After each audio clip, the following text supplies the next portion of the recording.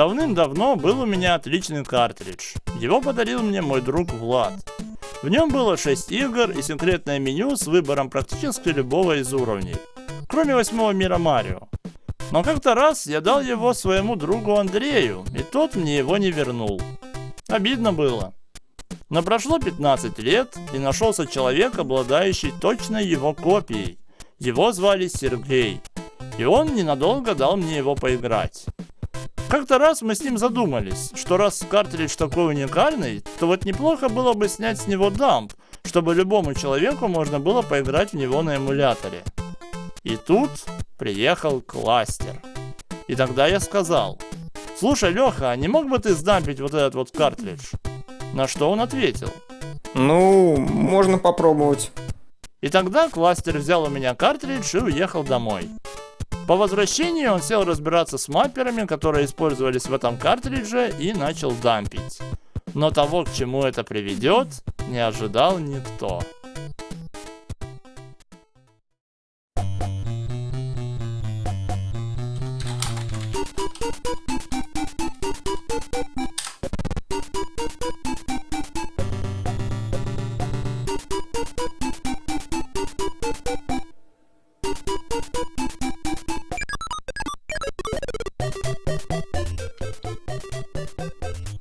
Отлично.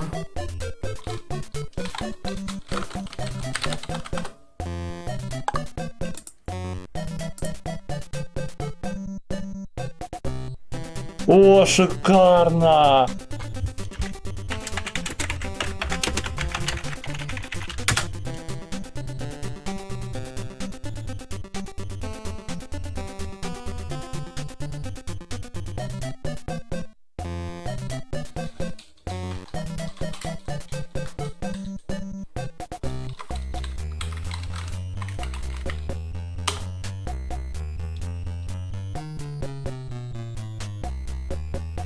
Что? Не понял. Паш? Паша?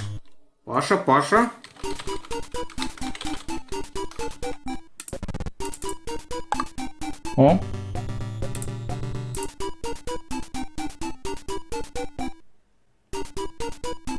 Какого? Что?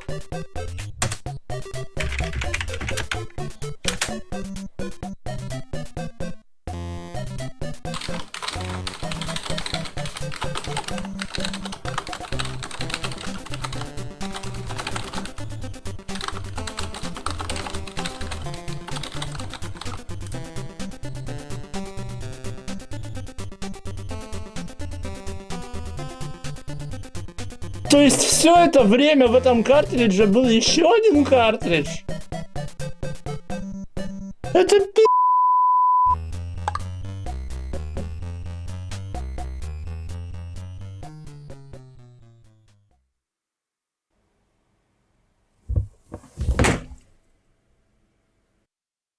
Да, по-моему, без объяснений тут не обойтись. Этот картридж содержит 6 игр. И его можно сдампить как 6 независимых образов для MMC3 маппера. Причем, как выяснилось, некоторые из них являются частями, выдранными совершенно других многоигровых картриджей. То есть, когда мы выбираем в меню игру, на самом деле загружается образ с другим меню, но точка входа в игру изменяется так, что оно не отображается. Причем в одном из случаев такое меню даже содержит название игр, которых в картридже нет. Увы, даже если его отобразить принудительно, эти игры никак не появятся. Остается только догадываться, как китайцы все это делали. Видимо, просто тяп-ляп из того, что было. Но это далеко не единственный секрет, который содержит этот картридж. Помните, например, Киноман рассказывал про дополнительное меню, в котором можно выбирать уровни. Но не все, а только первые. При этом в коде есть заготовки для выбора абсолютно любого уровня. И весьма несложным редактированием рома можно добавить их в меню, просто поменяв в нем несколько байт.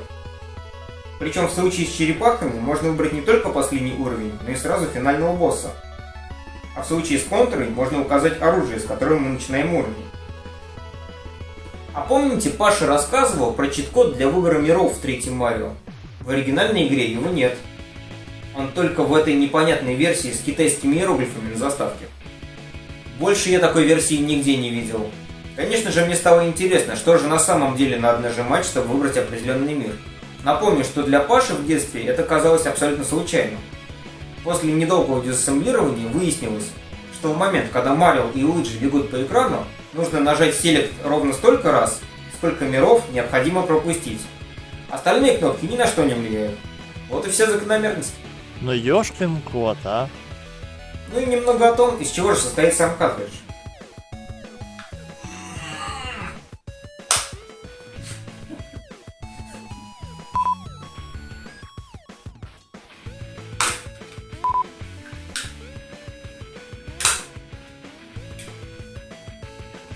Вот эта микросхема – это память на мегабайт.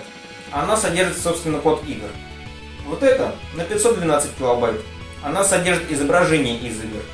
Но не из всех, а только из 3. Остальные же 3 используют вот эту вот дополнительную оперативную память, чтобы загружать туда изображение самостоятельно. Вот это вот тоже оперативка. Она нужна некоторым играм вроде 3-го Марио. Вот эти малютки – это различная логика. А вот эта вот самая большая – это, собственно, маппер MMC3. Точнее, его китайский клон. А если еще точнее, то какой-то модифицированный китайский клон. Больше я нигде не видел такой комбинации железа. Наверное, в свое время этот картридж был очень дорогим. И ведь ни один эмулятор не умеет все это эмулировать. Мне пришлось самому дорабатывать FCE Ultra, чтобы он смог запустить этот ROM. Я думаю, его можно будет скачать по ссылке в описании к видео. Да, Паш? Безусловно. И таким вот образом дамп картриджа был готов. И как выяснилось, даже спустя почти 20 лет с момента его приобретения, он все еще умеет удивлять.